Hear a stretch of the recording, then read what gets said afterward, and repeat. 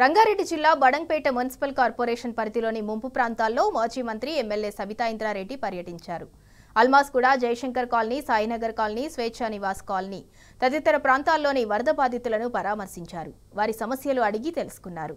కాగా కాంగ్రెస్ పాలనలో పడుతున్న బాధలను కాలనీవాసులు ఎమ్మెల్యేతో ఏకరువు పెట్టారు. ప్రభుత్వం పట్టనితనంతో డ్రైనేజీలు పొంగిపొర్లుతున్నాయని ఫైర్ అయ్యారు. ముక్కుపుటాలు అధిరే కంపుతో ఉండలేకపోతున్నామని బాధితులు ఆవేదన వ్యక్తం చేశారు.